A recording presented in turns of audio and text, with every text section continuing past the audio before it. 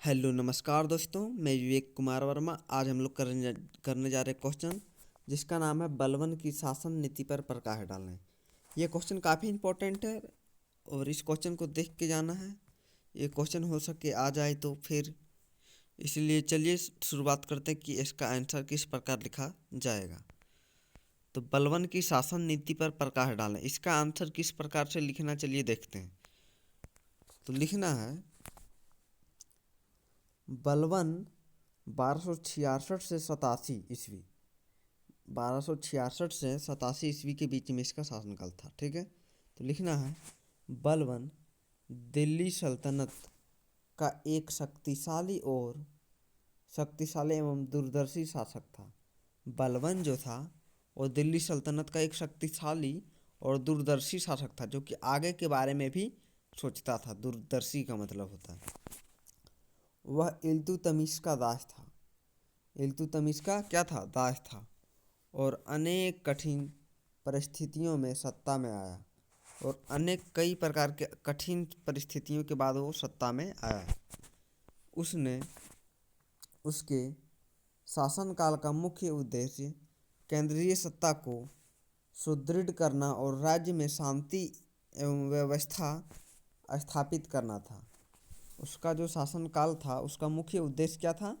केंद्रीय सत्ता, मतलब केंद्र को सत्ता में रखना और शांति व्यवस्था को स्थापित करना, ये उसका उद्देश्य था। तो बलवन की शासन नीति पर प्रकाश डालें, तो अब बलवन की शासन नीति पर प्रकाश डालते हैं। शासन नीति में पहला उसका क्या नीति था? निरंकुश राजतंत्र की नीति। निरंकुश राजतंत्र की नीति, ये उसका पहला मुख्य उद्देश्य था।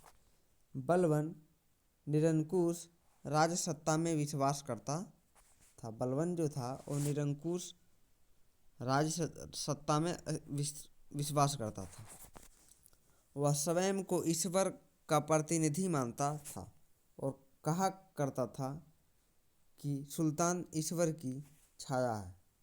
और जो बलवन जो था वो निरंकुश राज सत्ता वाला था और वह स्वयं को ईश्वर का प्रतिनिधि मानता था। क्या मानता था? ईश्वर का प्रतिनिधि, मतलब ईश्वर के द्वारा भेजा गया प्रतिनिधि। और कहा करता था, बलवन जो कहता था कि सुल्तान ईश्वर की छाया है।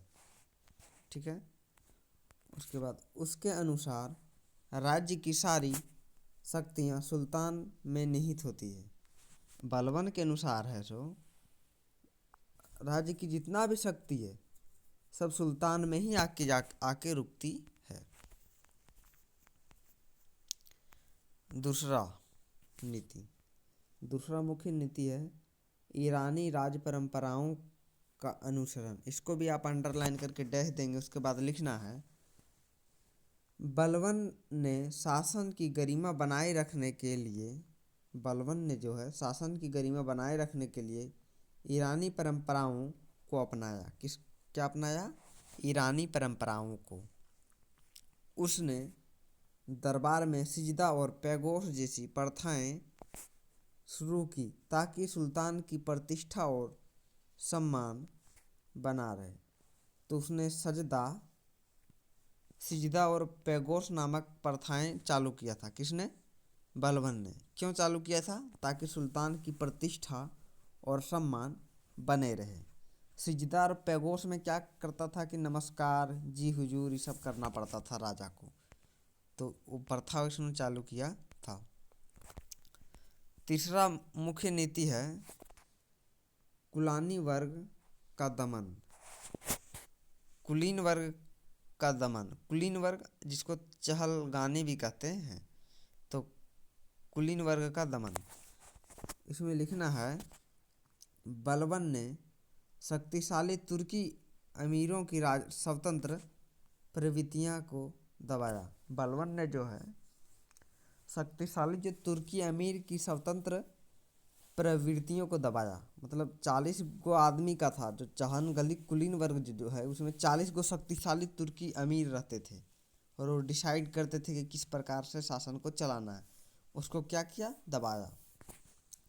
उसने चहलगानी यानी वही 40 व्यक्ति वाला समूह को उसने चहलगानी की शक्ति को समाप्त कर दिया और सभी अधिकारियों को सुल्तान के अधीन कर दिया। और सबको किसके अधीन कर दिया? सुल्तान को, यानी कि अपने अधीन कर दिया बलबन ने। चौथा नीति है बलबन की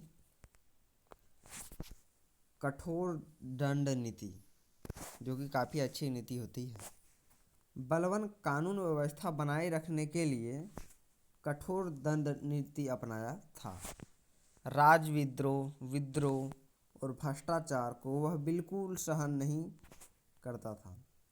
बलबन जो था वो राजद्रोह को, विद्रोह को, भ्रष्टाचार को बिल्कुल सहन नहीं करता था। ठीक है। दंड देने में वह किसी के साथ पक्षपात नहीं करता था। दंड के मामले में वो किसी के पक्ष में नहीं जाता था। पांचवा है कानून और व्यवस्था की स्थापना। कानून और व्यवस्था की स्थापना, इसमें लिखना है, सबसे पहले आप इसको अंडरलाइन करके डैश देंगे, उसके बाद लिखना है उसने डाकुओं, मेवातियों और विद्रोही तत्वों को कठोर दमन किया। उसने जो है डाकुओं को दमन किया, मेवातियों को और विद्रोहियों को क्या किया? दमन किया। जंगलों को साफ करवाया और सड़कों को सुरक्षित करवाया। और जंगल को भी साफ करवा दिया था किसने? बलबन ने। और सड़कों को सुरक्षा बढ़ाया, आने जाने में किसी को सबको सेफ्टी दिया, सुरक्षित किया, जिससे व्यापार और जनजीवन सुचारू हुआ। उससे क्या हो गया? व्यापार बढ़िया हो गया, जनजीवन भी बढ़िया हो गया। छठा पॉइंट है मजबूत गुप्तचर व्यवस्था। मजबूत गुप्तचर व्यवस्था, इसको भी आप अंडरलाइन करके डैश देंगे, उसके बाद लिखना है, सभी में अंडरलाइन करके डैश देना, उसके बाद लिखना है बलबन ने एक सशक्त गुप्तचर तंत्र स्थापित किया। बलबन ने जो है एक सशक्त यानी कि मजबूत गुप्तचर तंत्र स्थापित किया। राज्य के प्रत्येक भाग में सूचनाएं सीधे सुल्तान तक पहुंचती थी। मतलब राज्य का जो प्रत्येक भाग से जो सूचनाएं आती थी वो सीधे सुल्तान तक पहुंचती थी, जिससे किसी भी षड्यंत्र को समय रहते कुचल दिया जाता था। और उससे क्या होता था कि कोई भी क्षेत्र में अगर षड्यंत्र रचता था तो षड्यंत्र शुरू होने से पहले ही उसको दबा दिया जाता था। क्यों? क्योंकि गुप्तचर उसे बता देते थे कि ऐसा काम हो रहा है, तो उसके समाप्त कर देता था राजा। सातवां है सैन्य संगठन, इसको भी आप अंडरलाइन करके डैश देंगे, उसके बाद लिखना है उसने सेना को अनुशासित किया और सीमाओं, विशेषकर उत्तरी पश्चिमी सीमा की रक्षा पर विशेष ध्यान दिया ताकि मंगोल आक्रमण से राज्य सुरक्षित रहे। जो बलबन थे उसने सेना को अनुशासित कर दिया और सीमाओं, विशेषकर उत्तरी पश्चिमी क्षेत्र आने की उत्तर वाला क्षेत्र और पश्चिम वाला क्षेत्र में की रक्षा पर विशेष ध्यान दिया। उन्होंने बहुत ज़्यादा ध्यान दिया सेना पर, ताकि मंगोल आक्रमणकारी से राज्य सुरक्षित रहे। मंगोल आक्रमणकारी जो थे वो उत्तर पश्चिमी सीमा के क्षेत्र से ही आक्रमण कर रहे थे बलबन के राज्य पर, तो उसीलिए उधर सेना है सो ज़्यादा बढ़ाया और थोड़ा छूट भी दे दिया कि आप है तो बढ़िया से लड़िए और मंगोलों को आक्रमण से बचाइए। और सातवां हो गया। अब निष्कर्ष में लिखना है, लास्ट टाइम लिखना है, लास्ट है अब आंसर, और लिखना है निष्कर्ष में लिखना है बलबन की शासन नीति कठोर अवश्य थी।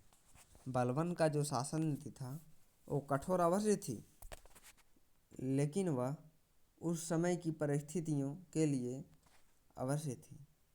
कठोर तो था, लेकिन अगर उस समय को देखें, परिस्थिति को देखें, तो उसके लिए ये जरूरी था।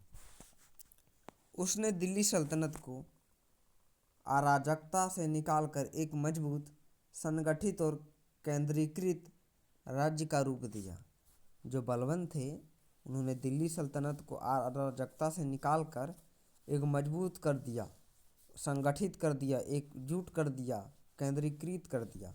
ठीक है। इसी कारण इतिहास में बलवान को दिल्ली सल्तनत का एक महान संगठक शासक माना जाता है। इसी कारण है सो बलवान को दिल्ली सल्तनत का एक महान शासक संगठक माना जाता है। तो आप निष्कर्ष को जरूर लिखिएगा। निष्कर्ष को नहीं लिखिएगा ना तो नंबर थोड़ा 1-2 नंबर कम आ सकता है, इसीलिए आप निष्कर्ष को लिख के आना है क्वेश्चन में। तो अब मिलते हैं अगले क्वेश्चन में। अभी के लिए बस इतना ही। धन्यवाद।